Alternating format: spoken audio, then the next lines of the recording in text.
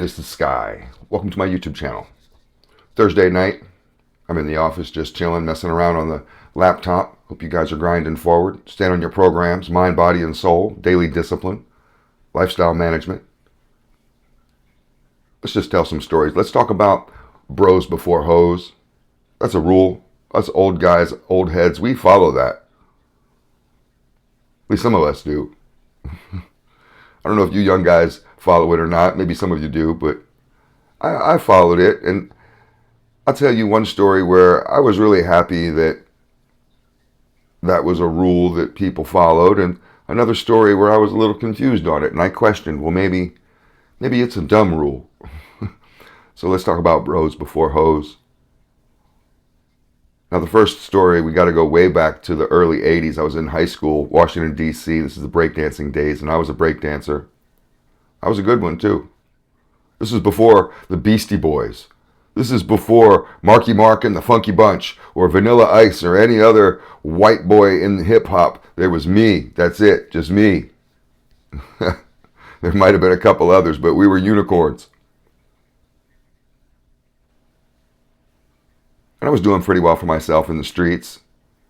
And I ran with the crew, and, you know, we did breakdancing and graffiti, and we sold dope, and we did all kinds of stuff. The breakdance crews back in the early 80s were still gangs, had turf. So it was a school dance. And the high school I went to 4 high schools in 4 years, got expelled from 3 of them. This was one of the ones I got expelled from. And they had a school dance.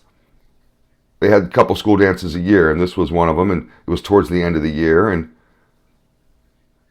I had a girlfriend, this chick Jessica, and she was a little hottie, but it turned out she cheated on me. And I didn't take it well. But eventually I broke down, and I was so upset. I remember the subway ride home, and I was just like, oh, man, I can't believe it. But it was the school dance, and I was going to confront her on it.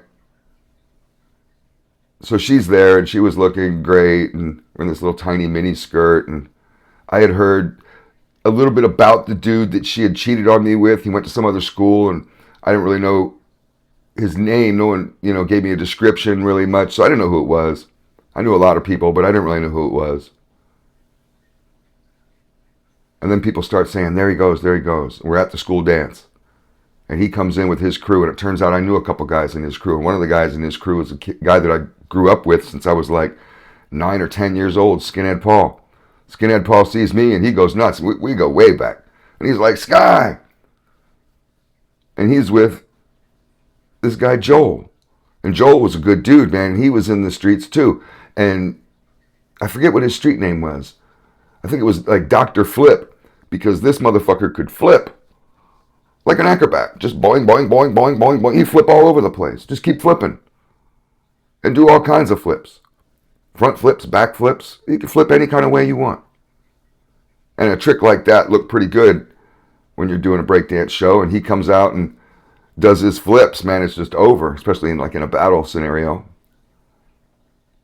Well, it turns out that's the dude that Jessica cheated on me with. So Jessica comes up to him, and then I approach both of them.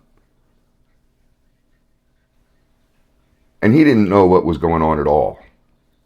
He knew me. What's up, Sky? Yeah, what's up?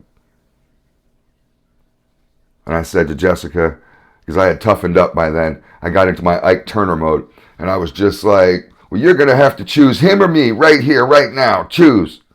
And he's like, huh? You go out with this guy? And she's trying to explain the whole scenario. And I was like, choose.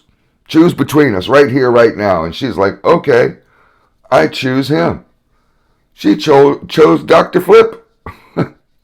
She didn't choose me. But he was my homeboy.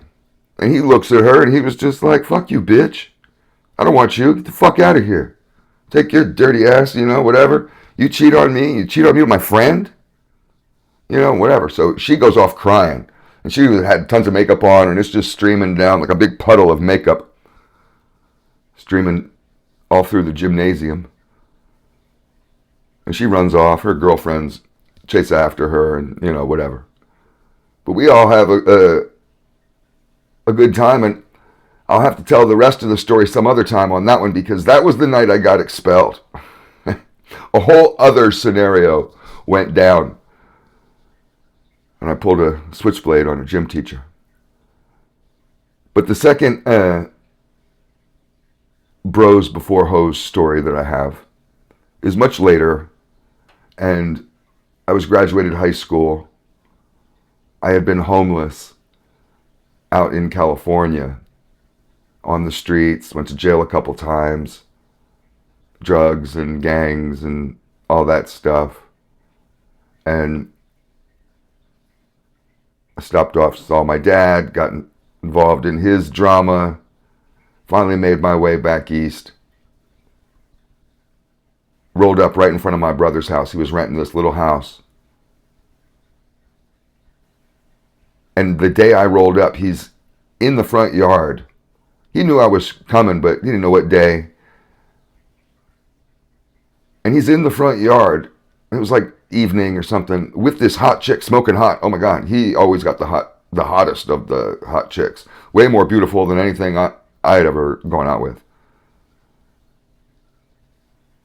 And she, just was a perfect 10. And they're in the front yard arguing away. And he didn't seem too happy with her, and she didn't seem too happy with him. So I just kind of give him a wave, and he's like, gave me a nod, and I go in, set myself up with some food, and watch his TV. He had a big leather couch, and I'm all just chilling on the couch. And they're out there arguing. I could hear them. Well, she comes in alone, not him. She comes in alone, and this was like a downstairs basement, like a living room.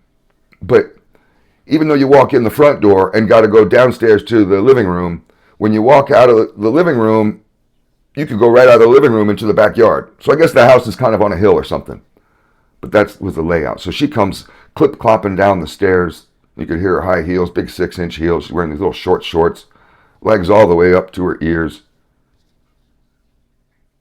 And she goes into the bathroom, uses the phone in the kitchen, and then comes out and talks to me. I'm just sitting there minding my own business, sitting on the couch, smoking weed, watching TV. And she comes in and starts hitting on me, and she's like, so what about you?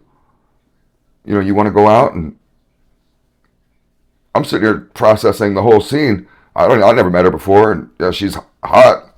Of course, under any other scenario, sweetheart, yes, I'd be all about it.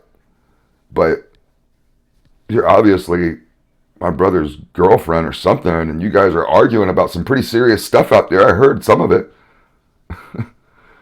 You guys are having serious relationship issues. You both got problems.